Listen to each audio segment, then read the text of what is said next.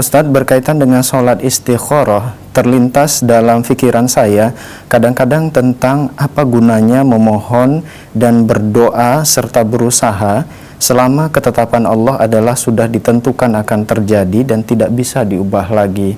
Mohon nasihatnya Ustadz, syukron. Ya, bismillah, alhamdulillah, ba'd. Pertanyaan ini itu pula ditanyakan oleh para sahabat-sahabat Nabi. Ketika Nabi mengatakan setiap kali ini wa im minkum illa ya waqad alima maq'adahu minan nar. Waqad ulima maq'adahu minan nar. Setiap kali ini telah diketahui tempatnya kelak minan nar al jannah, di surga kah atau di neraka kah. Setiap orang telah diketahui tempatnya oleh Allah di surga atau di neraka. Maka ketika mendengarkan hadis ini, para sahabat pun bertanya, "Ya Rasulullah, untuk apa lagi kami harus beramal, bekerja pada sesuatu yang telah ditentukan Allah Subhanahu wa taala?" Maka kata Nabi, "I'malu." Hendaklah akan berusaha, mengambil sebab, berikhtiar, wasaddidu wa qaribu, kerjakanlah dengan sempurna. Kalau tak bisa sempurna, mencapai, yakni kalau tak mampu sempurna, dekat kepada kesempurnaan. Wa kullun muyassarun lima khuliqa lahu. Setiap orang akan dimudahkan untuk apa dia diciptakan. Siapa yang tahu di antara kita di mana tempatnya, di surga atau neraka? Tak ada yang tahu. Allah telah mengunci ilmu takdir itu, hanya Dia yang mengetahuinya. Subhanallah. Dan karena kita tak tahu apa yang telah ditentukan Allah Subhanahu wa taala, kita wajib memiliki prasangka baik kepada Allah. Tadi saya sebutkan husnudzan. Ya, bahwasanya barang siapa mengikuti risalah nabinya, mengikuti nabinya, berbuat taat kepadanya, menyembahnya, Allah tak akan mungkin menzalimi dirinya. Pasti Allah SWT akan bimbing dia kepada kebaikan. Maka kewajiban orang adalah berusaha untuk mengerjakan apa-apa yang Allah perintahkan, menjauhi apa-apa yang dilarang oleh Allah Subhanahu wa taala. Tadi saya sudah sebutkan bahwasanya kita tak perlu mengorek tentang takdir di mana kita kelak, di surga kah, di neraka kah, tak perlu.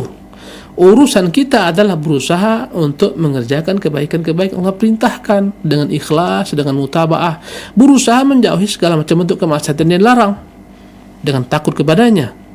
Ya. Maka inilah kewajiban hamba. Tak ada yang tahu bagaimana kelak nasibnya. Ya. Seorang nelayan, saya berikan contoh yang dekat dengan hal ini. Seorang nelayan, ketika dia pergi untuk mencari ikan di tengah laut, yakinkah dia sudah pasti membawa ikan? Jawabannya tidak. Mungkin dapat, mungkin tidak, mungkin banyak, mungkin sedikit. Tapi dia harus tetap pergi melaut. Dia tak akan mungkin berharap dapat ikan sementara dia tidak pergi meninggalkan rumahnya, tak pergi ke laut mencari, mustahil. Dia harus berusaha. Dia pacu botnya, dia jalan ke tengah laut, dia sebarkan jaring, dia turunkan pancing, dia beri umpan dan seterusnya. Inilah namanya ikhtiar. Tahukah dia bakal dapat? Belum tentu dapat. Subhanallah. Mungkin dapat, mungkin tidak. Tapi dia harus berikhtiar. Demikianlah dengan masalah takdir. Kita tak tahu kita ahli surga atau neraka, tapi kita wajib berikhtiar mengerjakan sholat, menunaikan zakat, berhijab bagi perempuan, berkata-kata jujur, menjauhi riba, menjauhi zina, menjauhi dusta, menjauhi riba. Inilah yang namanya ikhtiar. Ya, setelah kita berusaha berikhtiar, serahkan kepada Allah SWT. Allah tak akan pernah menzalimi kita. Mustahil ada, kata Ibnu Taimiyah rahimahullah, mustahil ada orang yang dia niatnya benar, amalannya sesuai dengan sunnah, ikhlas, kehidupannya penuh kebaikan. Mustahil orang seperti ini di ujung penghidupannya Allah SWT akan rubah menjadi orang kafir, murtad, keluar dari Islam. Mustahil, tak akan pernah terjadi. Kenapa ada orang yang murtad? Kenapa orang yang ada di penghujung kehidupannya Allah SWT rubah kehidupannya? Ya, dia beramal saleh, ternyata ujungnya dia mati su'ul khatimah. Jawabannya adalah karena apa yang dia perbuat ini dalam pandangan manusia saja baik. Dia menyimpan berbagai macam keburukan-keburukan yang hanya Allah yang mengetahuinya. Ketika mau meninggal, keburukannya mendominasi sehingga akhirnya kebaikannya hilang. Matilah dalam keadaan su'ul khatimah. Subhanallah. Maka tetaplah kita berusaha maksimal, berikhtiar. Yakinlah Allah SWT akan berikan taufik. Ya, Allah akan memberikan kebaikan karena Allah telah menyebutkan dalam kitabnya, hal jazaul ihsani illal ihsan. Bukankah balasan kebaikan-kebaikan serupa? Maka kita tak perlu sibuk aku di surga atau neraka, tapi berbuatlah terus kebaikan. Tuhan akan memberikan kepadamu kebaikan serupa.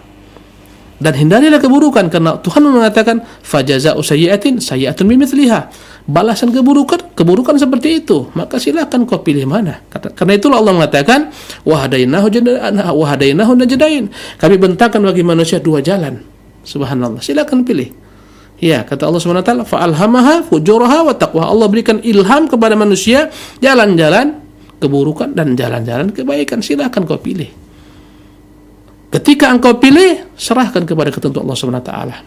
Kadang-kadang ya manusia dalam pilihannya kita telah memilih berbagai macam perbuatan kebaikan.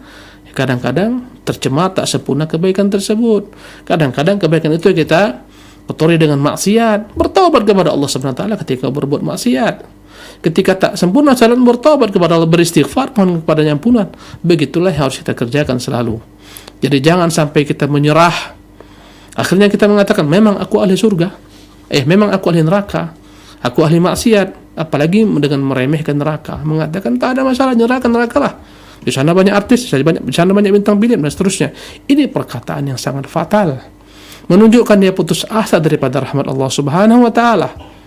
Padahal Allah mengatakan wala tai'asu min ruhillah, janganlah engkau berputus daripada rahmat Allah Subhanahu wa taala. Ya, inilah yang namanya al-ajzu. Apa itu ajzu? Lemah, dirinya rendah, tak punya cita-cita yang tinggi, dalam gelimang kemaksiatan, tapi santai-santai menganggap surga Allah Subhanahu wa taala itu gampang dapat walaupun tanpa amal, atau merendahkan neraka Allah Subhanahu wa taala. Inilah namanya al-ajzu.